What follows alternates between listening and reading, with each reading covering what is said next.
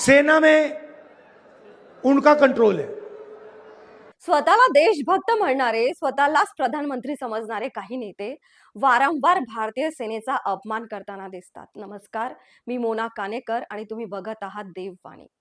ही तीच सेना आहे ज्याच्या रक्तातून, त्यागातून आणि बलिदानातून देशाचा सीमा सुरक्षित आहे.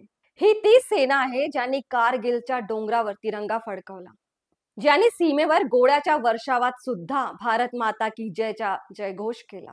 आणि ही तीच सेना आहे जिला आज जगातील सर्वात शूर बलवान सेनेमध्ये गणलं जातं. त्या सेनेला कमी लेखणं, त्याच्या शौर्यावर प्रश्न उपस्थित करणं हे केवळ देशाचा नाही तर प्रत्येक सैनिकाच्या आईचा अपमान आहे. राहुल गांधी साहेब, देशाच्या सेनेवर टीका करून तुम्ही काय साध्य करून पाहता? राजकारणात मतं मिळवण्यासाठी तुम्ही इतके खालच्या पातळीवर जाल, हे या देशाच्या लोकांना कधीच पटणार नाही. भारतीय सेनेला अपमानित करणारा कोणताही शब्द हा भारताच्या जनतेच्या भावनावर आघात आहे. देश आणि सेनेचं नातं कसं असावं हे आपण इस्रायलकडून शिकायला हवं. तिथे एक सैनिक जर कुठे अडकला तर संपूर्ण देश त्याच्या बचावासाठी झटतो. आणि आपण इथे काय पाहतो? सेनेचंच राजकारणात वापर करणारे, त्याच्या पराक्रमावर प्रश्न करणारे नेते.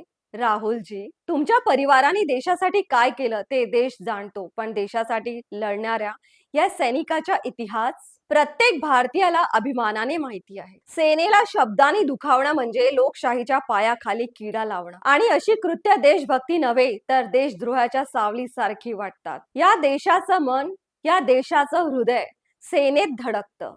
ती सेना जिने आपले प्राण पणाला लावले. जय हिंद.